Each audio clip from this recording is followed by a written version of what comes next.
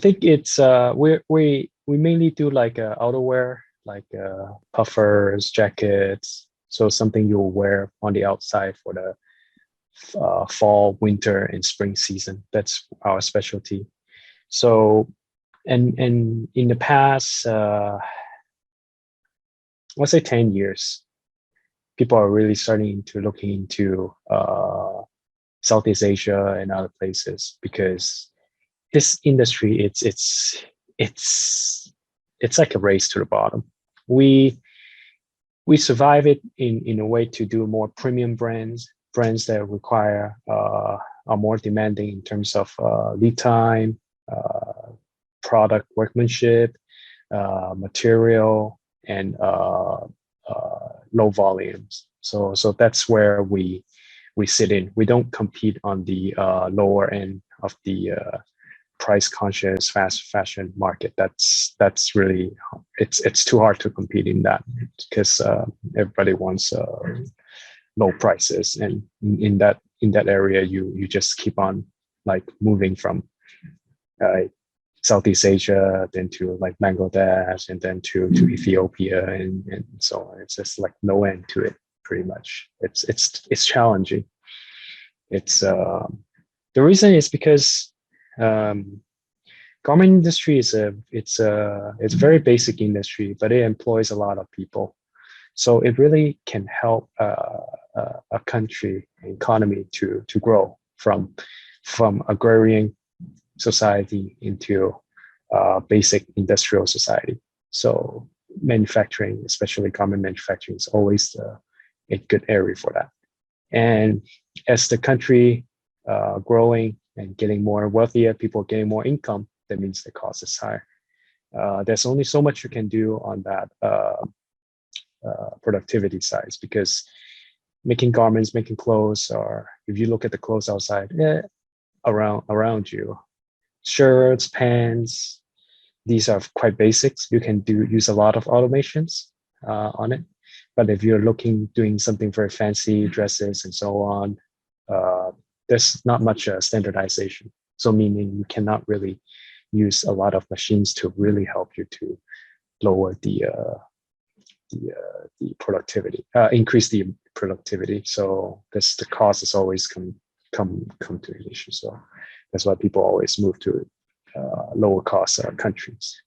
And these lower cost countries welcome that because it's a step for them from agrarian to an industrial society.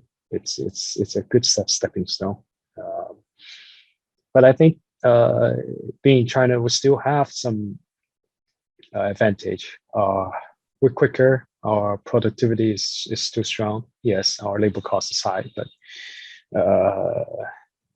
our shipping and everything, if it's not for COVID, we're still quite fast logistics wise, because China, the infrastructure is very strong. The entire industry ecosystem is here. It's very well developed. So we still have that competitive advantage. I mean, like we can ship things to Europe by trucks or by train. So it cuts down on the lead time, on the transportation lead time by almost half compared to ocean freight. So that gives us an advantage. So these are the things, and I think if you look at the industry in China, from manufacturing side, we're getting more expensive and so on, but we can still compete because our productivity is still not bad, and it's still strong, and with other ways of speeding things up, transportation, and because our entire garment ecosystem, the apparel or fashion ecosystem is so strong, it's hard to beat it overnight. It's a long-term investment. We want to compete in that sense. So it gives us time to market, speed, design, a lot of different competitive advantage. Yeah. And we can see in the industry right now, like 3D design, 3D sampling is a growing trend, and China is adopting quickly as well. we're using our advantage of the strong ecosystem to to do small batch production so that brands can have less inventory, especially the local brands in China. There are a lot of brands are moving more and more, trialing to produce their collections, local brands, I mean, to do in these small batch manufacturing so that they have a lower inventory. Because we look at it, the inventory level in China, Chinese brands, local brands are higher in terms of inventory turnover. The turnover slower compared to some of the Western brands. So inventory is always an issue because people in China, they always want the coolest, latest design. They are not. They still wear classics, of course, but a lot of people, they always want some new things, different colors and so on.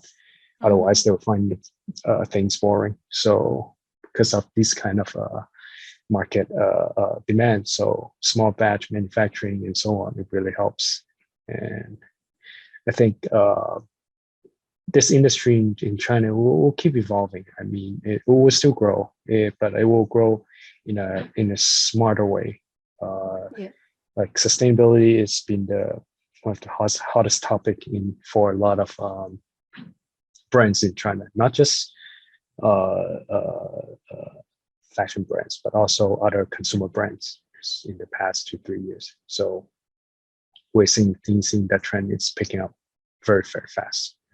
So I think we will have a lot of new brands, very competitive brands locally, and also they will